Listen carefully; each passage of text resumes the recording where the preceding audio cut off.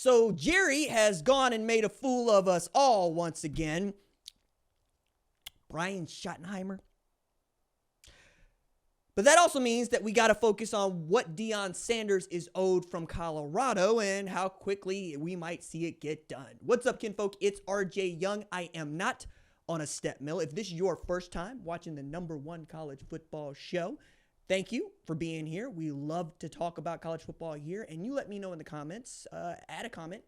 Do you think that Deion Sanders should receive a raise for how he coached Colorado in 2024? And since we here and so many of y'all know that I root for the Dallas Cowboys, you tell me what I'm supposed to think about Jerry Jones hiring Brian Schottenheimer when Prime and other folks, by the way, other folks, not just Prime, but Prime was right there.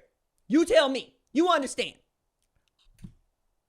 So Deion Sanders was having conversations with Jerry Jones about the job to be a head coach at the Dallas Cowboys. And almost as soon as I wrote a column about it, a whole lot of people was like, hey, Kellen Moore might be the guy. You know, you might want to look at Kellen Moore. Steve Sarkisian got an extension with Texas, so they were like, hey, we're not even going to play with this. We're going to pay that man his money. Meanwhile, Prime has a contract that looks quaint, considerably quaint, given what he has given Colorado in year 2.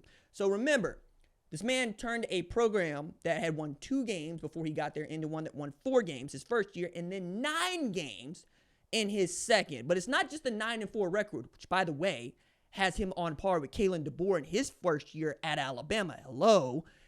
It's also that, unlike Kalen DeBoer, he had a quarterback that might be in the top 10 of the NFL draft in Shedeur Sanders.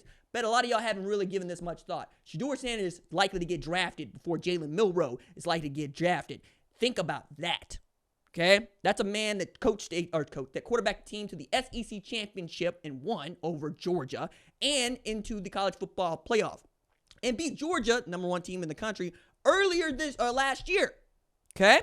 Shedeur Sanders leads Colorado with the single-season passing and TD record in large part because he was throwing the football to dudes like Travis Hunter. As a matter of fact, not dudes like Travis Hunter, good wide receivers and Travis Hunter, because there is nobody like Travis Hunter. Travis Hunter, who won the Biletnikoff Award while going both ways.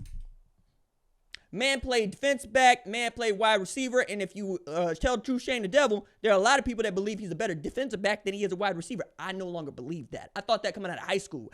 I ain't believed that for a solid 2 years now. That boy is what you want, catching touchdown passes, getting open, finding ways, all right?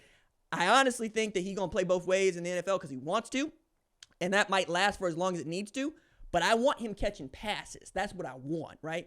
And not for nothing, Deion Sanders coached the first Heisman Trophy winner at Colorado since the late Rashaan Salaam, all right? A lot of y'all don't even know who Rashaan Salaam was, but just let me put you on game break. That man was the truth. That man was the truth and the light, all right? That dude was him. And before that, Cordell Stewart. Before that, Eric Bieniemy. I mean, we can keep going on this one, right? Point there is, Colorado is in high cotton, okay? That's Southern for good money, okay? Making good money. That good money. And what you need to do is capitalize on Prime right now. You need to be capitalizing on Prime like the antebellum South did when somebody said the words cotton, all right? That's what you need to be doing. Now, Prime's contract right now is going to pay him $5.7 million, or $5.9 million, 2025. He signed 5.7 at a 5-year deal that was worth $29.5 million. It's not just to get him the raise, though. And I think getting the raise is part of it, right? That is showing your appreciation for what he has done and what you think he is willing continuing to do. It's also adding to the NIL efforts, because while he doesn't want to say that he's paying somebody, somebody's getting paid. Somebody's always going to be getting paid. Somebody's always going to need to be getting paid among his coaches and among his players. His coaching staff, I think, could get a come up. I really do. I think if you increase that salary pool, you're able to go get some guys whose names we know. And he ain't got to be hiring these nobodies off the street no more. You know what I'm saying? Like, you go get some dudes we know, like he got Phil Loho last year. And then Phil Loho went off to Mississippi State. I think that Phil Loho had a lot to do with Jordan Seaton, though. I also think that we're talking about Phil Loho having a lot to do with a true freshman and a walk-on at center coming up big for you when you needed him to. You're also looking at trying to add to the wide receiver room, trying to add to the defensive back room, and more than that, trying to add to your defensive and offensive line. That is always going to be everyone's focus because the good Lord ain't make too many of us that was 6'3", 6'4", 6'5", 6'6", 6'7", 300 plus pounds and can dance like one of them dancing bears at the circus, all right? Like you just ain't that many of them. Matter of fact, one of my favorite statistics to tell anybody in sports, realize that 1 in 12 7-footers in the entire world plays in the NBA. Not will play, not has played, is in there right now. Say nothing to Nikola Jokic is out there talking about doing things that only Wilt Chamberlain had done. And frankly, I don't know that Wilt Chamberlain going to do it against the competition that man is facing. Speaking of all these things that's coming up, Denver, coming up to Colorado. You realize that they got an NBA title, they got a winning college football team, and they got a Denver Broncos team that made the friggin' playoffs with Bo friggin' Nix.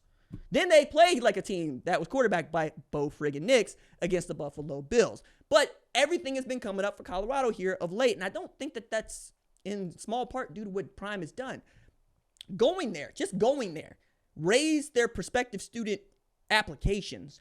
Their ACT is going up. Their minority population is going up, meaning more black dudes, more black women want to go to Colorado. And I don't care what anybody says, when you got a whole lot of different voices going to your place is going to be very strong, right? That's the reason I think the United States of America is so very strong. We got a lot of influences from a lot of places. We pull on a lot of things, and the things that we care about, football, basketball, baseball, we tend to be pretty damn good at. That said, Colorado has been the tide lifting the state of Colorado as a boat, and Deion Sanders has been the dude at the helm of that ship making that thing go. Now you got Julian Lewis. Now you got Caden Salter. You know, you're going to continue to add dudes and players to that roster, and you want to pay them like that. I don't see now Colorado being overcome, right? The Raiders hired Pete Carroll. Jerry hired a dude that maybe Jerry can keep under control, but is also going to make me apathetic about what the Cowboys is going to be about and do. Still got Dak Prescott at quarterback. I hope we get to keep Micah. You know what I'm saying? Like, it ain't looking that good. But two of the more intriguing spots for Prime to go have been taken, right? Now you're looking at having the first program, the first team that Deion Sanders has ever coached without his boys on it, and I don't think that's insignificant. I think that it's going to be interesting to watch. I'm going to be curious about how he's going to coach them, but we also know what it looks like for him to take someone under his wing that is not his boys, Travis Hunter, whom he comes to think of like a son. And I think that is how you're going to be able to tell with many of these dudes. How close he makes himself to them is also going to be his influence on them. And frankly, that's not a bad thing. That's not a bad thing. If that's the way he needs to coach them, make them like sons to him, which is what many coaches try to do in the first place, I'm all for that. I'm curious about not just what his contract details are going to be, but what they're going to add to his assistant salary pool for him to go get better coaches and what they're willing to devote to the name, image, and likeness efforts of Colorado football to make them the kind of team that can not just win 9 games in a season, but can win the Big 12 championship, make the college football playoff. They've saw Arizona State do it with less. Okay, with less. Now, you're right there. You know this. You know that if Arizona State can be a team that was picked dead last and win the Big 12 championship and then take Texas into the deep water, Colorado can do the same. And they can do it right now. Pay the man, give him all the resources that he needs to go win. More or less what I'm asking you to do if you're Colorado and I'm Deion Sanders, you see what Ohio State was willing to give Ryan Day to go win the national championship? We got to match it. That's what we got to do. We have to be in that game. I think those things are going to come together for him. I think that he's going to get everything he asked for, and I think Colorado's going to be the place he coaches to 2025 now that the Dallas and Raiders jobs are filled.